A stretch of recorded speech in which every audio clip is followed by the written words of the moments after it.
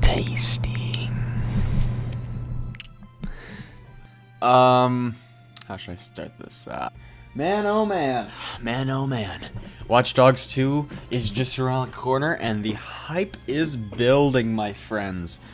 I am getting so excited. It's ridiculous. It looks so good. But now we have, more gameplay, and we actually have a bit of the online details worked out. So we get to kind of see how our gameplay experience is going to work when it comes to multiplayer. So yeah, they put out like a 19-minute long video about it. Go take a look at it, I'll link it in the description. One of the first things that were shown that's actually pretty awesome. Hold on, let me bring the actual video up.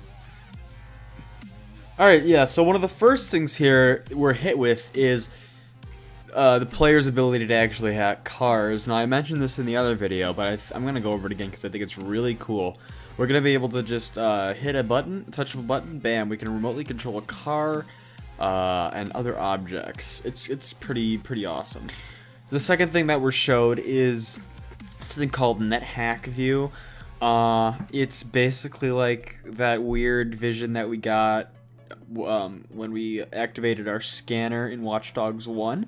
It's basically going to put you into this grayscale viewing mode where everything's kind of outlined for you, and it'll have certain points of interest highlighted, and it'll have like the connection lines running everywhere. It's called like NetHack View now. It's kind of a weird name, but you know, it looks really interesting. That's my phone that just vibrated. It looks really interesting, and so yeah, something else they made is they changed around the phone a little bit.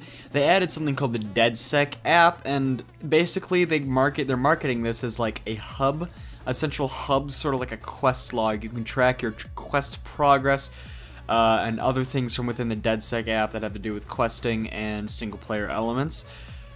Something really interesting also is they have like an app for almost every like major function in the game, kind of building off of Watch Dogs 1, but even the skill tree will be accessed from the what they're calling the research app, and they're like, oh yeah, you can do the research app to research your new skills or whatever.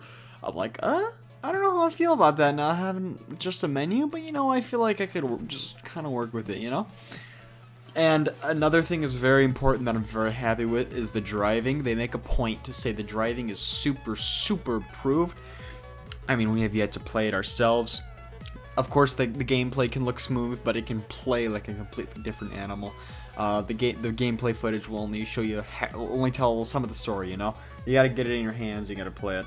So expanding more on the hacking options, there's an option for a quick hack on stuff, and I guess the quick hack is just sort of like if you're passing by, you don't have time to actually hack something, it'll just go like to its default hacking sort of operation, you know, the quick hack to like blow something up, or a car's quick hack will just panic and freak out, and I don't have many details on it, but apparently there'll be another menu you can access on each object that is hackable. That'll give you more extensive details. Like if you just quick hack a car, it'll just by default kind of freak out and just drive in random directions on its own. But if you like want to do a full hack on it, you can like hit a different button or hold down the same button. I think that's what they said. And it'll open up like sort of like a wheel or like a menu that you can select what exactly you want to do to it.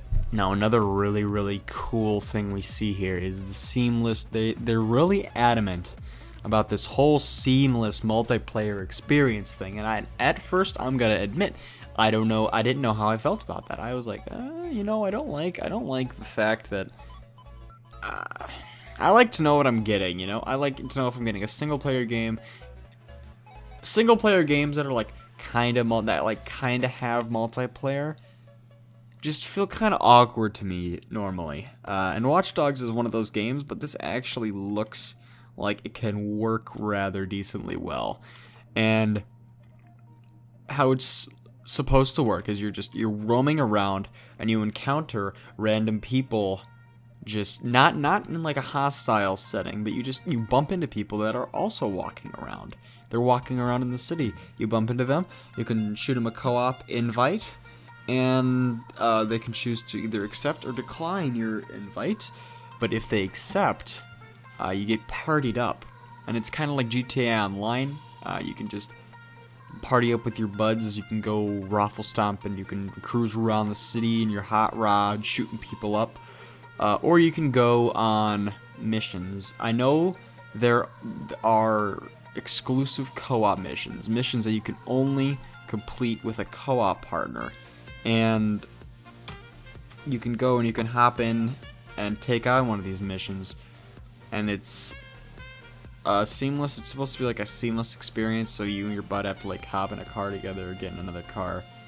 And then kind of head over to the objective. Now the video shows them going about it like in a really tactical way, and I feel like I'd only play co-op if me and my friend are on Skype and we're playing we're role playing, man. We're LARPing. We're getting tactical, and we have like a goal, like, all right, we gotta not kill anyone. Oh my god, we gotta not alert anyone. Like, be really, have like some sort of like a made up objective that makes it fun. Otherwise, what's stopping people from just going in guns blazing and getting it over in like 3 minutes? Like, honestly, the mission they showed here, if they're all going to be like that, it was basically just a VIP target that they had to take down. That was literally like, what, 100? It was like, no, it was like less than a minute walk, like through this compound they went through, and that could just be done in literally 5 minutes with guns, like just guns blazing. I don't know how they're gonna do it.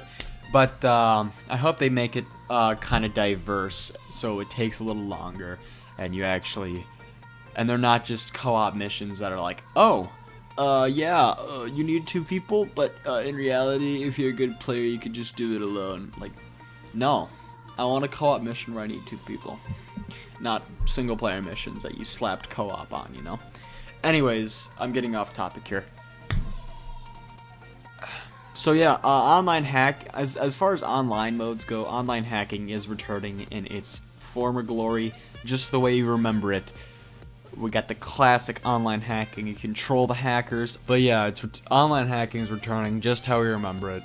And then we also have a new system in place that really sparked my interest, and it's called the felony system. Now this system is something that is really cool. If a player has like a high enough wanted level, or if they are always running it in with the cops, hashtag Black Lives Matter, they have a chance, instead of hacking Bloom affiliates and getting a bounty, they get a bounty placed on their head from being criminals. And once you have a bounty placed on your head, players have the option to accept a bounty, and up to 3 other players can seamlessly enter your game and start hunting you down with the cops, sort of like their own vigilante system, They can go and they can be Aiden Pierce and they can hunt you down, and they get points if they kill the perpetrator. However, if the perpetrator kills the hunters, they get more points. So that's really interesting. So I'm going to be doing that a lot. And then, of course, the last online mode we have is the co-op. We don't know if free roam's making a return. We don't know if the team deathmatch is making a return. We don't know if the racing is making a return. But I could probably tell you, I don't know about the team deathmatch, but the racing is probably making a return, especially with the revamped driving. And I still cannot wait for Wrench. Wrench is bae. The dialogue in this game looks extremely funny too, extremely character interactive. I love what they're doing with the whole environment and the whole setting. It actually it looks like it's gonna feel like Marcus is just a guy who's a part of DedSec, and that's really awesome. That's something we really wanted from Watch Dogs 1 that we didn't really get, is we wanted to learn more about DedSec. We wanted to what these guys are all about. Who's their head honcho? Who do they work for? Now we're gonna be like among the ranks of DedSec, and that's kind of cool. Alright guys, thanks for watching. This has been great just sitting down and talking about Watch Dogs 2, kind of speculating a bit. If you guys got any speculations, you can post them in the comments. I might make some speculation vids. Yeah, thanks so much guys. I will talk to you later. Peace out, and we're almost to 1,000 subscribers. I'm gonna come out with a 1,000 subscribers special. Bustin' with Bastion. Bustin' with Bastion. Oh Christ. Step one. Alright. Step one to the Bastion guide. Oh no. You know, with the McCree one, the positioning was later, you know, but this one, you got to get in position right away, otherwise just nothing's Right gonna away? go your way. Yeah. Gotcha. I'm just gonna follow you around. Oh, okay, thank you. You got to get into the optimal position.